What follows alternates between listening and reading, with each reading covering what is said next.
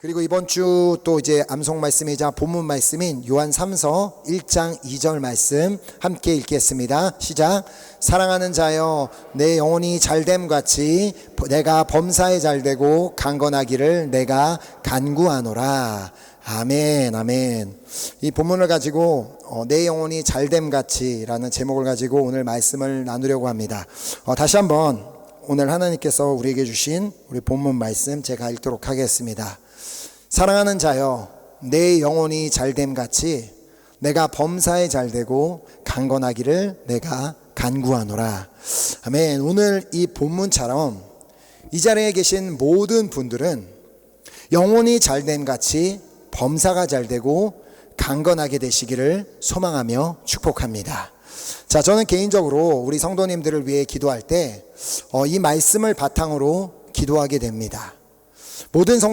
왜냐하면 모든 성도님들의 영혼이 잘됨 같이 범사가 잘되고 또 강건하기를 바라기 때문이죠. 왜냐하면 이 짧은 내용 안에 무엇보다 우리가 그리스도인으로서 살면서 바라는 것들이 다 담겨져 있기 때문입니다. 자, 더 구체적으로 말하자면 우리가 살면서 바라고 꿈꾸는 세 가지의 소원이 이 말씀 안에 담겨져 있습니다. 자, 첫 번째로 우리의 영혼이 잘 되는 것, 즉 영혼이 잘 된다는 것은 우리가 영적으로 형통하게 되는 것을 의미하는데요. 이 영적으로 형통하다는 말의 의미가 무엇인지는 잠시 후에 설명드리도록 하겠고요. 그리고 이제 두 번째로 범사에 잘 되는 것은 무엇이겠습니까? 삶에 특별한 문제가 없이 하는 일마다 다 잘 풀리고 잘 되는 것을 의미합니다. 자, 그리고 세 번째로 강건하다는 것은 늘 건강하게 사는 것을 의미합니다. 자, 그런데 사실 이렇게 믿지 않는 자들도 범사에 잘 되고 강건하게 되는 것 다 원하는 것입니다. 어떤 사람도 삶에 문제가 생기는 것을 원하거나 좋아하는 사람 없고요. 그 누구도 병들고 아픈 것을 원하거나 좋아하는 사람 없습니다. 자, 이왕이면 삶에 문제가 없이 하는 일마다 그냥 다 잘 되기를 바라고 또 건강하게 살기를 원합니다.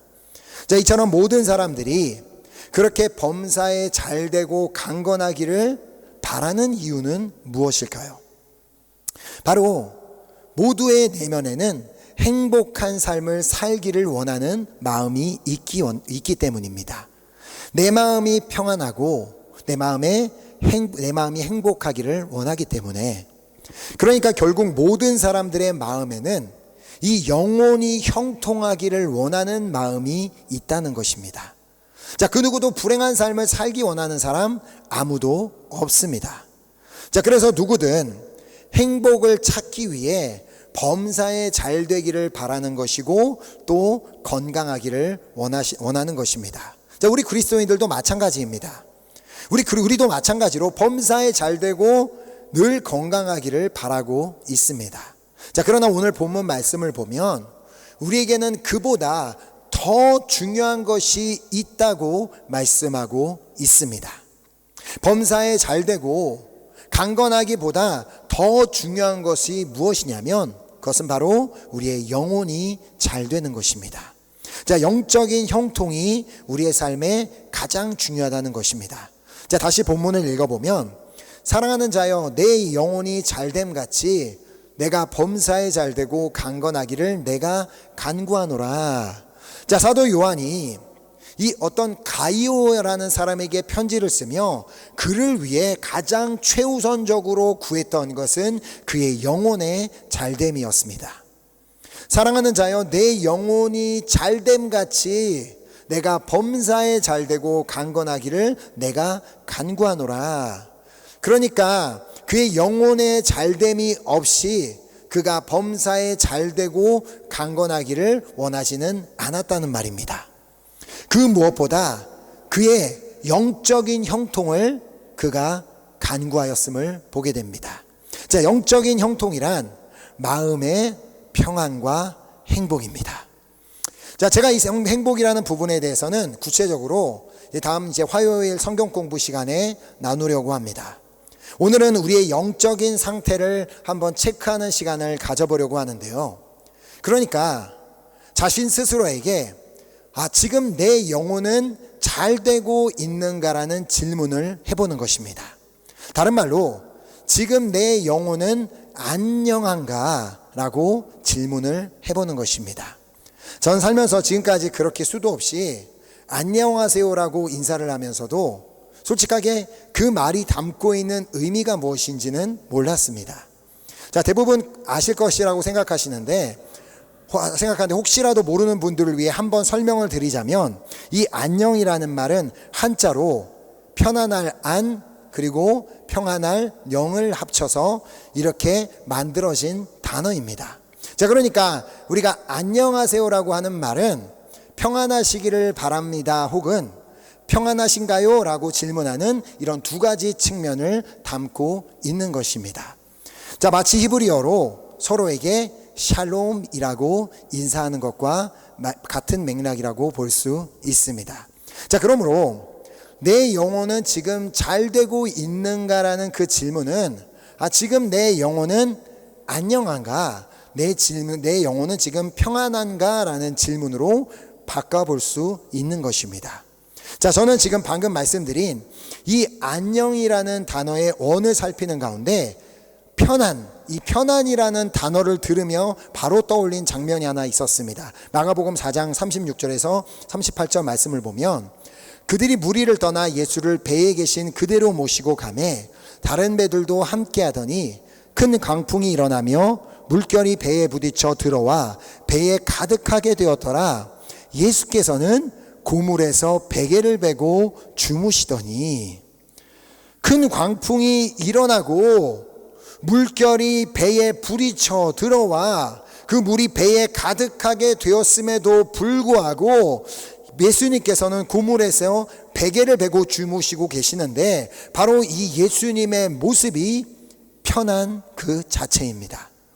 그러니까 예수님께서 나의 평안을 너희에게 주노라, 내가 너희에게 주는 것은 세상이 주는 것과 같지 아니하노라라고 말씀하신 그 평안이 바로 이러한 평안인 것입니다.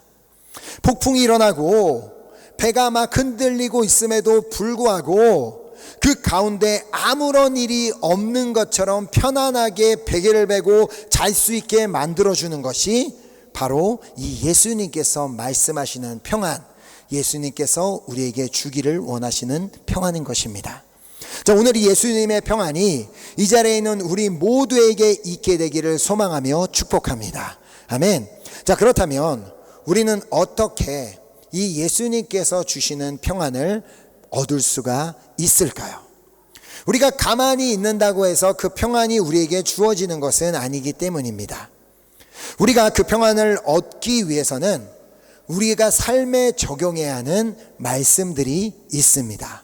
바로 데살로니가전서 5장에 기록된 말씀들인데요, 이 말씀들을 내 삶에 적용함으로 말미암아 이 자리에 계신 모든 분들의 마음에는 이 예수님께서 주시고자 하는 그 평안이 가득하게 되기를 소망하며 축복합니다. 자, 그래서 첫 번째로는 데살로니가전서 5장 16절 말씀입니다. 잘하는 말씀이죠. 항상 기뻐하라.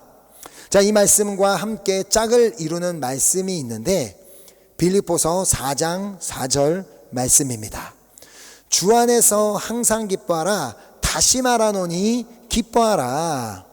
항상 기뻐하되 주 안에서 항상 기뻐할 것을 말씀하고 있습니다. 자, 빌립보서를 보면 이 빌립보서 전체를 관통하는 한 가지의 키워드가 있는데 그것은 바로 기쁨입니다. 이 기쁨이라는 단어가 빌립보서 안에 정말 많이 등장하고 있는 것을 볼 수가 있는데요. 그러나 이 빌립보서를 기록하고 있는 바울은 당시에 감옥에 갇혀 있었습니다. 감옥에서 쓴 편지라는 것입니다.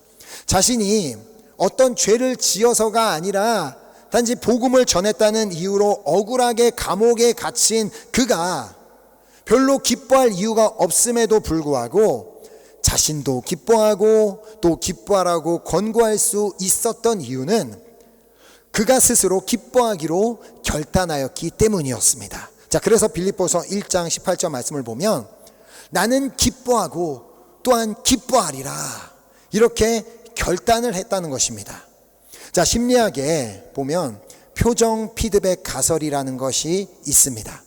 그것은 웃는 표정을 지으면 실제로 기분이 좋아진다라는 주장입니다. 그러니까 그냥 이렇게 막 미소를 짓는 겁니다. 실제 연구로 이것이 어느 정도 효과가 있음이 밝혀졌습니다. 자, 내가 기뻐할 일은 없을지라도 내가 그냥 웃는 표정을 짓는다면 실제로 긍정적인 감정을 유도하게 되어 마음의 변화가 일어날 수 있다는 것입니다. 자, 주님께서 데살로니가 전서와 빌립보서를 통해 항상 기뻐하라고 말씀하셨기에 그 말씀에 순종하여 기뻐하기로 결단하고 웃는 표정을 지으며 하루하루 살아간다면 비로소 내 마음을 덮고 있던 먹구름이 조금씩 걷히고 평안이 임하게 될 줄 믿습니다. 자, 뿐만 아니라 우리가 항상 기뻐할 때 우리는 세상의 빛과 소금으로서의 역할을 감당할 수 있게 되는 것입니다. 자, 우리가 그리스도인이면서 어두운 얼굴로, 그냥 걱정이 가득한 얼굴로, 우울한 얼굴로, 화가 난 얼굴로 세상의 빛과 소금의 역할을 감당할 수는 없는 것입니다. 그러므로 그냥 말씀에 순종하여 기뻐하기로 결단하며 항상 기뻐하려고 노력할 때 그때 우리의 마음에 예수님의 평안이 임하여 우리의 영혼은 안녕하게 될 줄 믿습니다. 자, 그리고 우리가 적용해야 하는 두 번째 말씀은 다음 17절 말씀입니다. 쉬지 말고 기도하라. 자, 우리가 평안을 느끼지 못하는 주된 이유 중 하나는 바로 걱정 때문입니다. 걱정하기 때문에 기뻐하지 못하고 걱정하기 때문에 마음의 평안이 없는 것입니다. 자, 그래서 우리에게 쉬지 말고 기도하라고 말씀하시는 이유입니다. 자, 우리는 빌립보서 4장 6절에서 7절을 통해 바울은 어떻게 그 감옥 가운데서도 평안 가운데 거하며 기뻐할 수 있었는지를 발견하게 됩니다. 자, 그 말씀을 보면 아무것도 염려하지 말고 다만 모든 일에 기도와 간구로 너희 구할 것을 감사함으로 하나님께 아뢰라. 그리하면 모든 지각에 뛰어난 하나님의 평강이 그리스도 예수 안에서 너희 마음과 생각을 지키시리라. 아멘. 바울은 염려가 찾아올 때마다 염려하는 대신 계속해서 기도했던 것입니다. 그래서 그 빌립보 성도들을 향해 내가 그렇게 해보니까 되니까 여러분들도 염려하는 대신 기도하시기 바랍니다. 염려하는 대신 계속해서 기도하시기 바랍니다라고 말씀했던 것이죠. 즉 계속해서 하나님께 그 염려를 맡겨드리라는 것입니다. 그래서 주님 베드로전서를 통해 말씀하셨잖아요. 너희 염려를 다 주께 맡기라. 이는 그가 너희를 돌보심이라. 그리하여 주님께 나의 염려를 다 맡겨드립니다. 주님께서 친히 돌보아 주실 줄 믿습니다. 이렇게 계속해서 기도로 맡기고 또 맡기다 보면 우리 안에 어떠한 일이 일어나게 된다고 지금 말씀하고 있어요. 그리하면 모든 지각에 뛰어난 하나님의 평강이 그리스도 예수 안에서 너희 마음과 생각을 지키시리라. 아멘. 자, 물론 내가 염려하던 문제가 아직까지는 해결되지 않았을 수는 있습니다. 자, 그러나 믿음으로 계속해서 맡기고 기도할 때 흔들리는 배에서 주무시던 예수님께서 일어나셔서 그 풍랑을 잠잠하게 하여 주셨던 것처럼 우리의 마음에도 평안을 주실 뿐만 아니라 우리의 삶에 요동치던 그 파도도 잠잠하게 하여 주시는 역사가 일어나게 될 줄 믿습니다. 자, 그때 이 기도에는 감사가 함께 아우러져야 합니다. 자, 그래서 요 말씀하고 있잖아요. 아무것도 염려하지 말고 다만 모든 일에 기도와 간구로 너희 구할 것을 감사함으로 하나님께 아뢰라.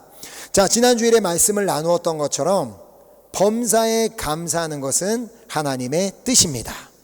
자, 우리가 하나님의 뜻을 행할 때 비로소 우리의 마음에 평안을 주시는 것이죠.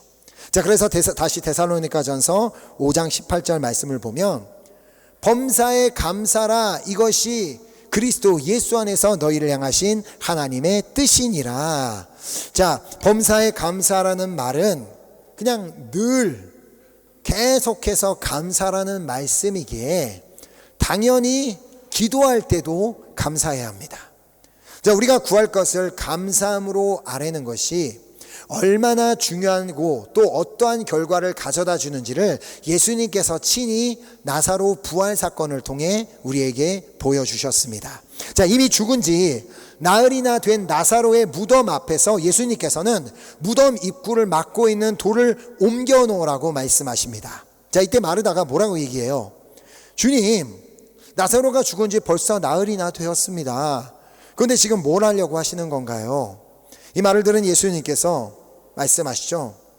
내 말이 내가 믿으면 하나님의 영광을 보리라 하지 아니하였느냐. 자, 그리하여 이 말을 듣고 마르다는 사람들의 도움을 얻어 돌을 믿음으로 옮겨 놓습니다. 자, 그러자 그 무덤 앞에서 예수님께서 다음과 같이 기도하십니다. 돌을 옮겨 놓으니 예수께서 눈을 들어 우러러보시고 이르시되 아버지여, 내 말을 들으신 것을 감사하나이다. 아직까지 달라진 거 아무것도 없었습니다. 아무것도 달라진 게 없고 아직까지 하나님께서 응답해 주신 것도 아무것도 없었습니다. 하지만 예수님께서 이미 내 기도에 들으신 것을 감사함으로 하나님께 아뢰었을 때 죽었던 나사로가 다시 살아나게 되었고, 이로 말미암아 마르다와 마리아의 마음을 덮고 있던 그 슬픔이 완전히 사라지고 그들의 마음은 오히려 기쁨과 평강으로 넘쳐나게 되었습니다. 자, 이것이 바로 감사의 능력입니다. 우리가 감사의 실력을 쌓아야 하는 이유는 바로 감사를 통해 하나님의 영광을 보게 되는 날이 오게 되기 때문입니다. 자, 그러니까 항상 기뻐하고 쉬지 말고 기도하며 범사에 감사하다가 보면 우리의 영혼이 잘 될 뿐만 아니라 우리의 범사가 잘 되고 우리의 몸이 강건하게 되는 역사 또한 경험하게 될 것이라는 말씀입니다. 자, 그래서 우리가 또 기억해야 하는 말씀이 데살로니가전서 5장 19절에 있습니다.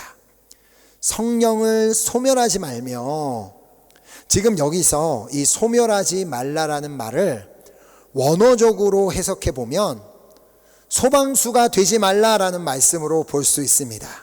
자, 소방수의 역할이 뭐예요?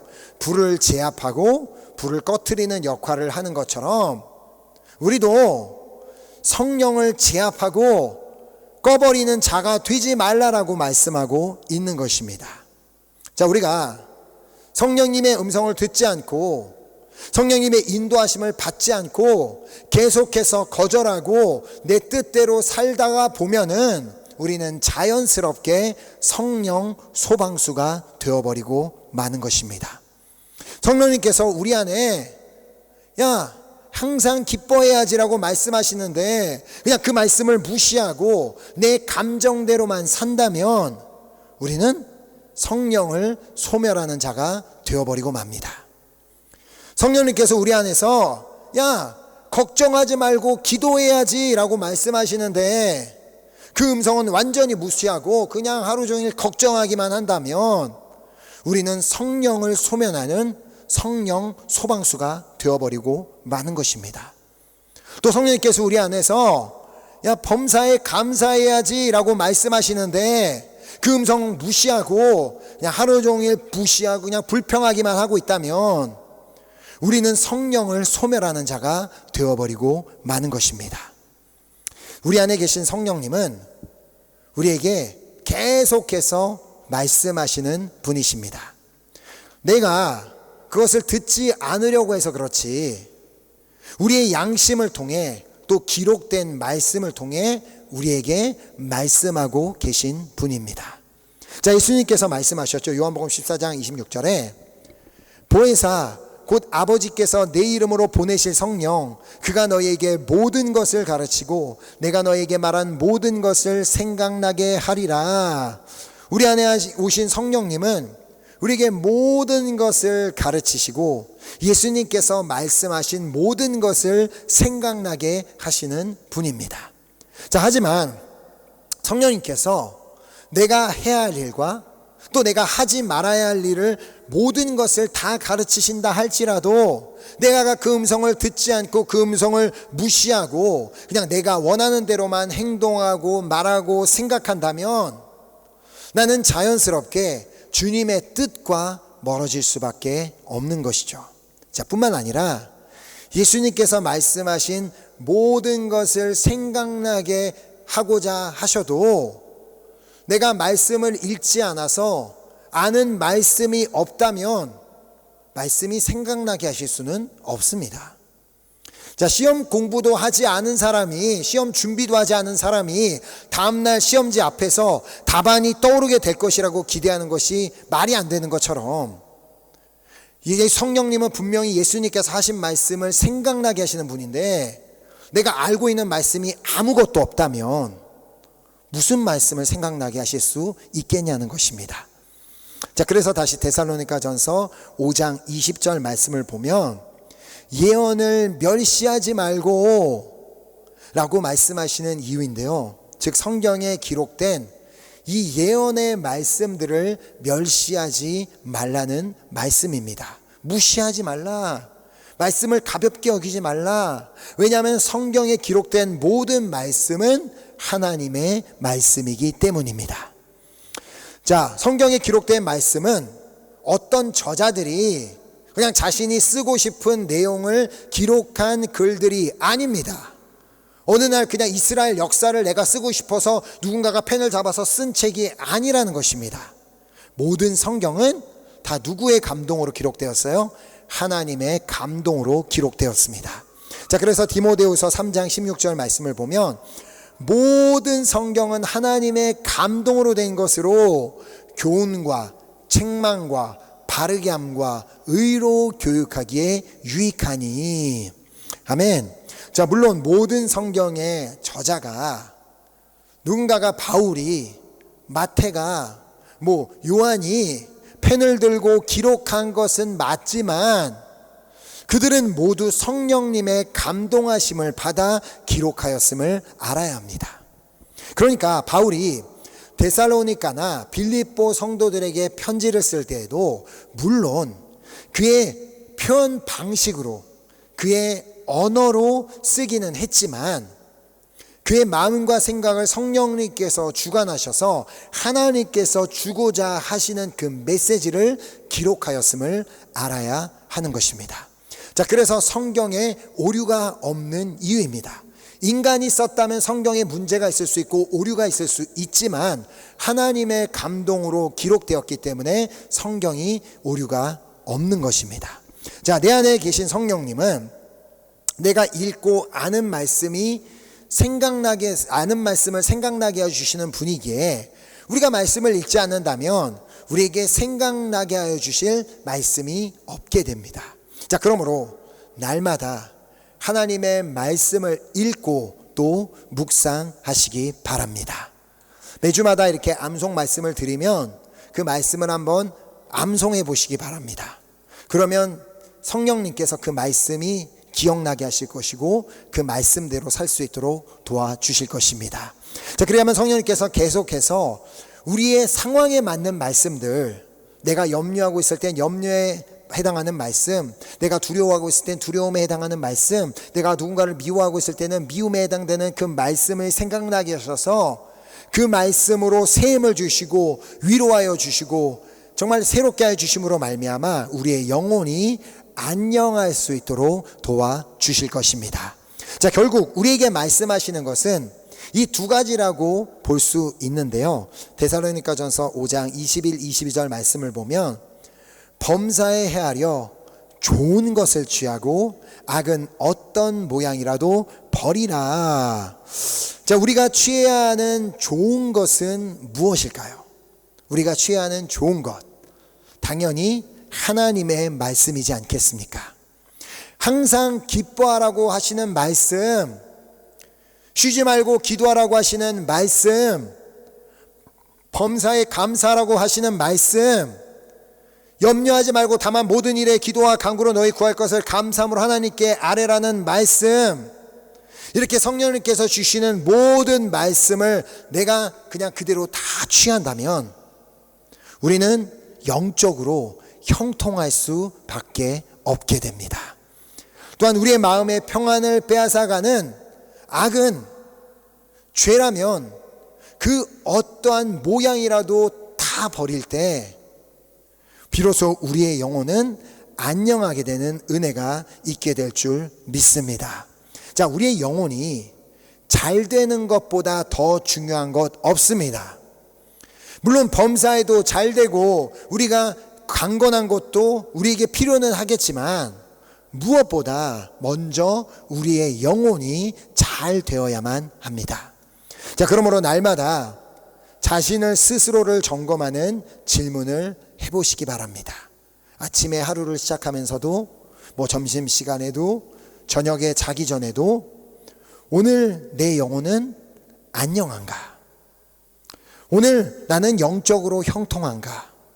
오늘 내 안에는 평안이 있는가? 자, 이 질문 앞에 내 스스로에게 질문을 했을 때, 그렇다.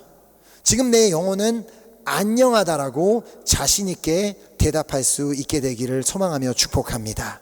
그렇게 우리가 대답할 수 있도록 항상 기뻐하라, 쉬지 말고 기도하라, 범사에 감사하라고 말씀하시는 그 성령님의 음성을 듣고 결코 그 말씀을 무시하지 않고 그 말씀을 계속해서 삶에 적용함으로 말미암아 하나님께서 부어주시는 그 예수 그리스도 안에서 부어주시는 그 평강이 여러분과 저의 마음 가운데 늘 넘쳐나게 되기를 예수 그리스도의 이름으로 축복합니다. 아멘. 함께 우리 오늘 받은 말씀 우리 붙잡고 우리 함께 찬양하고 우리 기도했으면 좋겠는데요. 오늘 정말 우리가 이 질문을 꼭 우리가 기억하고 갔으면 좋겠습니다. 오늘 내 영혼은 안전한가? 한번 옆에 있는 분에게 물어봐 주시겠어요? 당신의 영혼은 안녕하십니까? 당신의 영혼은 안녕하십니까? 묻기만 하고 대답은 안 하시는 경우가 있는데 대답을 우리 모두 자신 있게 했으면 좋겠습니다. 그렇습니다. 내 영혼은 오늘 안녕합니다. 그래서 정말 내가 그 날마다 그 주님의 말씀대로 살고 성령님의 음성을 듣고 그 음성대로 따라가는 그 삶으로 말미암아 정말 이 찬양의 그 고백이 나의 고백이 되어 언제나 이 찬양의 고백을 주님 앞에 올려드림으로 말미암아 우리의 영혼은 언제나 안녕하고 우리의 영혼에는 언제나 평안이 있고 우리는 언제나 행복한 삶을 살 수 있게 되기를 정말 간절히 소망하며 우리 함께 이 찬양을 고백하며 주님 앞에 올려드렸으면 좋겠습니다.